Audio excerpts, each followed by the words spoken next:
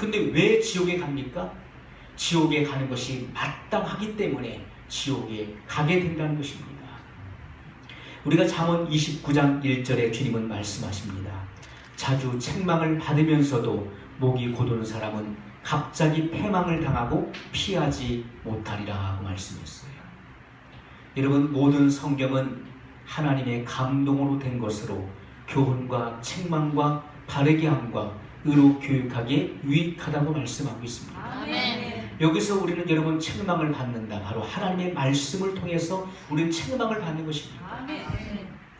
오늘날 여러분 바로 마지막 교회 시대는 라오디기아 교회입니다. 그래서 라오디기아, 민중을 기쁘게 한다. 다시 말해서 민주주의를 뜻하는 것입니다.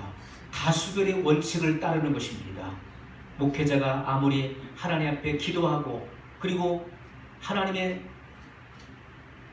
감동을 받아서 어떤 일을 추진하고자 한다 할지라도 성도들이 반대하고 다수결에 의해서 밀어붙이면은 못하게 되는 것이 바로 오늘날 마지막 시대의 교회입니다. 민중을 기쁘게 한다. 그래서 민중들이 또 성도들의 귀를 즐겁게 하는 그런 설교를 합니다. 성도들의 비율을 맞추는 설교. 왜요? 이 마지막 시대에는 성도들을 기쁘게 하자면 성도들이 교회를 떠날 것이기 때문에 그것이 두려워서 올바른 설교를 하지 못하는 시대가 도래했다는 것입니다. 여러분, 지옥에 대한 온전한 설교를 들어본 적이 있습니까? 설교 처음부터 끝까지 지옥에 대한 경각심을 불러일으키는 설교를 여러분 한 번이라도 들어본 적이 있습니까? 심판에 대한 설교를 들어본 적이 있습니까? 예수 그리스도의 속죄에 대한 온전한 설교를 들어본 적이 있습니까? 또 주님의 재림에 대한 설교를 들어본 적이 있습니까? 여러분의 회개를 촉구하는 그런 죄에 대한 강력한 설교를 들어본 적이 있습니까? 오늘날 성도들은 강단에서 당신은 죄인이라고 지적을 하면은 교회를 떠납니다. 듣기 싫어합니다. 당신은 회개해야 됩니다라고 지적하면은 듣기 싫어합니다. 그래서 많은 성도들을 잃게 됩니다. 그래서 오늘날 바른 말을 하지 않는 라오디기아 교회 시대가 도래했다는 것입니다. 그러나 여러분, 우리가 분명히 알아야 될 것은 우리는 반드시 죄에 대한 심각한 경각심을 가져야 된다는 것입니다. 아멘. 그래서 죄를 회개하고 그리고 예수 그리스도께로 나갈 때 우리는 구원을 얻을 수 있는 것입니다. 아멘. 오늘 우리는 이런 죄에 대한 심각성을 매일같이 우리는 지적을 받고 책망을 받아야 되는 것입니다. 아멘. 자주 책망을 받으면서도 목이 곧은 사람은 바로 교만하기 때문에 귀가 가려워서 하나님의 음성에 귀를 기울이려고 하지 않습니다. 목이 곧은 사람은 갑자기 패망을 당하고 피하지 못하리라고 말씀했습니다. 그 심판은 경각간에 임할 것입니다. 그의 죽음은 어느 날 덫과 같이 임하게 될 것입니다. 여러분, 죄의 싹은 사망이라고 말씀했던 것처럼 죄는 반드시 그 대가를 치러야 된다는 것입니다. 아멘. 일생을 살아가면서 예수 그리스도의 그 구속과 희생을 거부한 사람들은 반드시 그 죄에 대한 대가를 치르게 될 날이 온다는 것입니다. 우리가 마태복음 12장에 내가 너희에게 이르노니 사람이 무슨 무익한 말을 하든지 심판날에 이에 대하여 신문을 하더니니 라고 말씀했습니다. 우리는 무익한 말, 사람이 무슨 무익한 말을 하든지 그 한 말에 대하여 신문을 받는다고 말씀하고 있습니다. 여러분, 무익한 말, 그냥 무심코 내뱉은 말, 생각 없이 던진 말이라 할지라도 그 한 말에 대해서 반드시 주님을 물으신다는 것입니다. 그것이 바로 마지막 심판의 날입니다. 그러므로 우리는 말을 절제해야 됩니다. 아멘. 말을 삼가 조심해야 됩니다. 아멘. 그래서 우리가 은혜되지 못하는 말은 해서는 안 되는 것입니다. 아멘. 남에게 상처 주는 말을 해서는 안 되는 것입니다. 아멘. 여러분, 덕을 세우지 못하는 말은 해서는 안 되는 것입니다. 아멘. 여러분, 해서 교회에 유익이 되지 못하는 말들은 해서는 안 된다는 것입니다. 아멘. 여러분, 다른 사람의 믿음을 떨어뜨리는 말을 해서는 안 되는 것입니다. 아멘. 반드시 그 한 말에 대해서 주님은 물으신다고 분명히 말씀하고 있습니다. 여러분, 마지막 최후의 심판 때 우리의 은밀하게 행했던 모든 죄들이 그날에 낱낱이 다 드러날 것이고 공개되어질 것입니다. 아멘. 그날 여러분, 하나님 앞에 책들이 펴져 있습니다. 그리고 한 사람씩 하나님 심판대 앞에 나가서 심판을 받게 될 것인데, 여러분이 행했던 모든 행위를 보시기 위해서 주님은 그 책을 펴셔서 보실 것입니다. 그리고 물으실 것입니다. 여러분이 한 말에 대해서 물으실 것이고, 여러분이 한 행동에 대해서 낱낱이 주님은 물으실 것입니다. 여러분이 진정 주님 앞에 회개함으로 예수 그리스도의 거룩한 보혈로 씻김받지 못한 죄들이 남아있다면 그러한 죄들에 대해서 주님은 반드시 물으실 것을 성경은 기록하고 있다는 것입니다. 아멘. 여러분, 각 사람이 그 행위에 따라서, 그들이 살아온 그 삶의 일에 따라서 그들은 심판을 받게 될 것입니다. 그런데 어떤 사람은 더 중하고 더 고통스럽고 더 견디기 어려운 지옥에 떨어질 자들도 있다는 것을 성경은 분명히 말씀하고 있습니다. 이것은 모든 사람이 똑같은 지옥에 들어간다는 말씀이 아닙니다. 불못에 들어가는데 거기에는 다 그 강도가 다르다는 것입니다.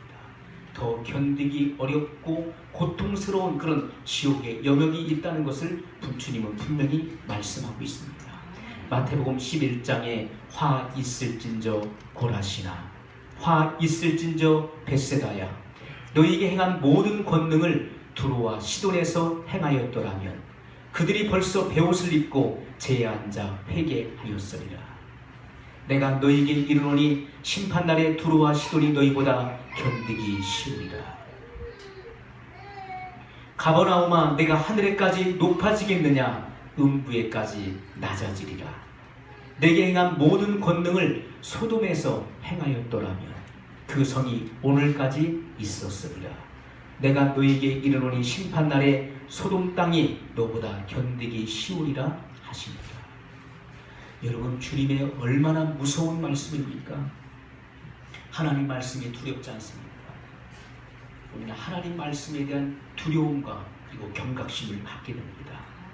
주님께서 여러분 새 지역을, 바로 새 도시를 주님은 저주하시고 주님은 판단하셨습니다. 화 있을진저 고라시나, 화 있을진저 벳세다야. 가버나움아, 내가 하늘에까지 높아지겠느냐? 음부에까지 내려 낮아지리라. 여러분, 주님은 고라시, 그리고 벳세다, 그리고 가버나움, 이 세 도시를 주님은 특히 저주하시고 판단하셨다는 것입니다. 여러분, 예수님의 공생의 주 활동 무대가 어디였습니까? 갈릴리였습니다. 주님은 갈릴리 지역을 중심으로 해서 주님은 활동 무대를 삼으셨습니다. 그런데 이 갈릴리 지역 중에서 가장 큰 도시는 가버나움이었습니다. 여기 가버나움에 바로 헤롯 안디바의 왕궁이 있었죠. 그리고 여기에는 가장 큰 회당이 있었습니다. 그리고 사내들인 공회가 가버나움에 있었습니다. 여기는 큰 세관이 있었습니다. 여러분, 이곳에서 바로 헤롯의 신하였던 구사의 아들을 고친 사건이 성경에 기록되고 있습니다. 또 백부장의 그 로마 장교였던 백부장이 이 가버나움에 주둔하고 있었죠. 그 가버나움에 있는 그 백부장의 종이 병들었을 때 주님 앞에 간청함으로 고침받은 사건도 여기 나오고 있습니다. 주님께서 권능과 능력을 많이 행하셨던 이 가버나움이 회개치 아니함으로 주님의 정죄를 받습니다. 그리고 이 가버나움에서 가장 가까운 거리에 있는 약 10리 안에 있는 도시가 바로 고라신과 그리고 벳세다였습니다. 자, 여기에 말씀하고 있는 이 지명들, 이들은 주님의 많은 권능과 기적과 또 치유를 체험했음에도 불구하고 그들은 회개하지 못했고 그들은 거듭나지 못했다는 것입니다. 특별히 여러분, 주님은 여기 벳세다에 대해서 말씀하고 있어요. 여기 벳세다 출신이 예수님의 제자 중에서 5명이나 성경에 기록되고 있습니다. 시몬 베드로지요. 그리고 안드레, 그리고 야고보와 요한, 그리고 빌립입니다. 여기 벳세다 출신입니다. 이곳에서 그리고 베드로 장모의 열병을 고치신 사건이 성경에 기록되어 있습니다. 이렇게 고라신, 그리고 벳세다, 그리고 가버나움, 이런 큰 도시 속에서 사람이 많이 밀집되어 있는 장소에서 주님은 많은 기적을 행하셨습니다. 그럼에도 불구하고 그들은 회개하지 않았습니다. 여러분, 이러한 기사와 이적을 두로와 시돈에서 음란하고 방탕하고 타락한 도시였던 두로와 시돈에서, 또 여러분 그 죄악이 하늘에 상달했었던 소돔 땅에서 이러한 기사와 능력을 행하였더라면 그들은 벌써 회개하고 죄에 앉았을 것이다. 그러므로 심판의 날에 소돔 땅이 너희보다 견디기 쉬우리라고 주님은 말씀하셨다는 것입니다. 여러분, 같은 지옥인 것 같지만은 그 지옥도 더 중하고 더 뜨겁고 더 고통스럽고 견디기 어려운 지옥이 있다는 것을 분명히 말씀하고 있습니다. 오늘 우리는 여러분 주일마다 복음을 듣고 있습니다. 우리는 또 공예배를 드립니다. 그리고 일반적인 성도들이 주일마다 예배를 드리며 복음을 듣고 있습니다. 아마 여러분 중에는 수백 번, 수천 번의 설교를 들었을 것입니다. 그럼에도 불구하고 아직도 진정한 통회를 하지 못했고 그리고 거듭나지 못한 사람은 소돔에 있는 그들보다도 더욱더 견디기 힘든 지옥에 있게 될 것입니다. 여러분, 우리가 다니엘서 12장에 보게 되면 구원을 받지 못한 사람들, 사람이 죽으면 끝이라고 생각하는 사람들이 있습니다. 죽으면 끝이지. 아무리 주의 복음을 증거해도, 천국과 지옥을 증거한다 할지라도 죽어봐야 안다는 것입니다. 그러나 성경은 분명히 말씀하고 있습니다. 깨어. 여러분, 죽음이라고 하는 것은 바로 영원한 세계에 들어가기 위한 관문인 것입니다. 죽음을 통해서 문을 열고 영원한 세계에 발을 내딛는 것입니다. 아멘. 그러나 죽음 후에는 돌이킬 수 없다는 것입니다. 이미 때가 늦은 것입니다. 그러므로 우리가 살아있는 동안에만 결정할 수 있는 것입니다.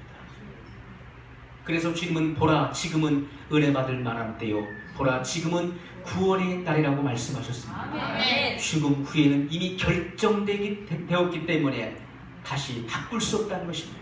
아멘. 여러분, 죽음은 바로 영원한 세계를 향한 바로 입문입니다.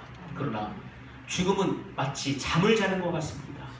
주님은 나사로가 죽었을 때, 나사로가 지금 자고 있는데 우리 형제 나사로를 내가 깨우러 가노라고 말씀했습니다.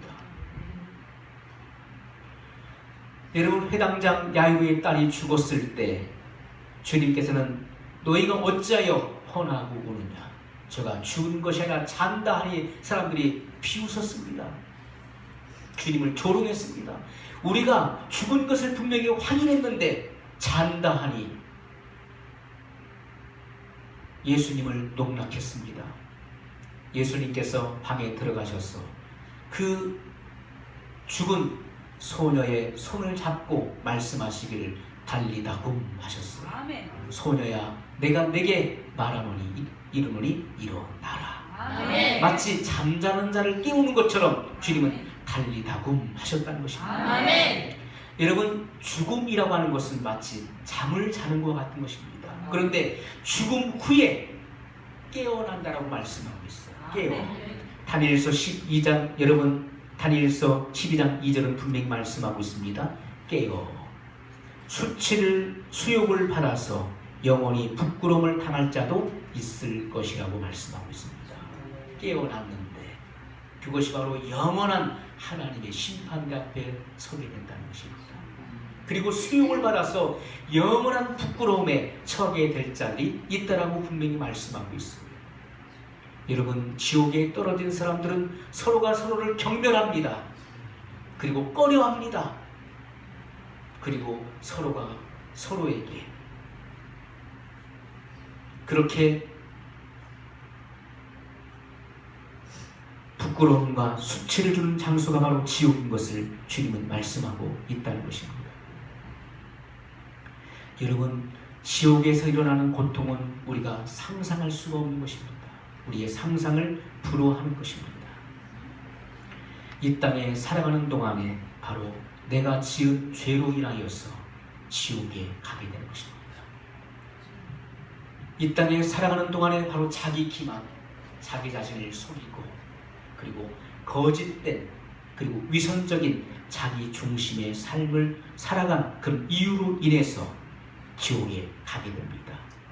창조주 하나님을 농락하고 그리고 주님의 거룩한 이름을 망령되이 일컬은 죄 때문에 많은 사람이 지옥에 가게 된다는 것입니다. 수없이 많은 기회가 주어졌음에도 불구하고 그리고 복음을 들었음에도 불구하고 그 복음을 깨닫지 못하고 그리고 회개하지 않고 예수님을 믿지 않았기 때문에 지옥에 갈 사람들이 수를 헤아릴 수 많다는 것입니다. 여러분, 사람들이 지옥에 떨어졌을 때 비로소 그 죄에 대한 심각성을 깨닫게 될 것입니다. 그리고 바로 그 죄에 대한 완전한 의미 그리고 구세주의 바로 구속에 대해서 그들은 깨닫게 될 것입니다.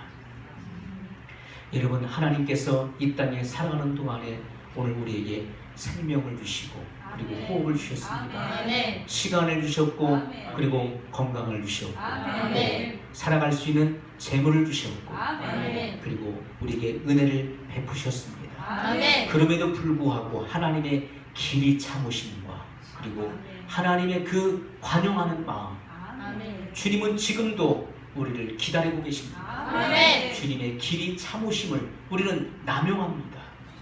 그래서 자기 중심적인 이기적인 삶을 살아가는데 모든 시간을 다 낭비해버립니다. 그래서 여러분, 지옥의 그런 불길과 또 유황 속에서 고통을 당하고 그 고난의 연기가 세세토록 올라갈 것이라고 성경은 말씀하고 있습니다. 여러분, 지옥의 그런 고통, 부자가 음부에 떨어졌는데 그가 그 고통 중에서 그 고통 가운데 멀리 아브라함의 품에 안겨있는 나사로를 보게 되었다고 성경은 말씀하고 있습니다. 그가 고통 가운데, 이 고통이라고 하는 이런 이 단어가 신약성경에 무려 15번이나 같은 의미로 반복되고 있습니다. 기록되고 있는데 이것은 심각하고 의식할 수 있는 고통을 의미하는 것입니다. 이것은 심각하고 그리고 내가 의식할 수 있는 고통입니다. 그래서 여러분, 마지막 시대에 마지막 최후의 심판 때 바다가 죽은 자를 내어줍니다. 사망과 음부도 내어준다고 말씀하고 있습니다. 그래서 여러분, 본래의 모습이 복구된다는 것입니다. 아멘. 사람이 썩어서 없어지는 것이 아닙니다. 여러분, 이런 평소에 생존했던 이런 사람이 죽어서 땅에 묻힌다고 해서 무의 상태로 돌아가는 것입니까? 결코 그럴 수 없는 것입니다. 다른 원소로 바뀌어진 것입니다. 하나님은 무에서 유를 창조하시는 전능하신 하나님이신데 여러분, 다른 원소로 바뀌어진, 다른 요소로 바뀌어진 것을 여러분 다시 바꿀 수 없겠습니까? 다시 새롭게 할 수 없겠습니까? 사람은 본래의 모습을 복구할 것입니다. 그리고 마지막 주님의 심판대 앞에서 심판을 받고 불과 유황이 타는 곳으로 그 영과 혼과 육체가 함께 들어가 고난을 받게 될 것을 성경은 말씀하고 있다는 것입니다.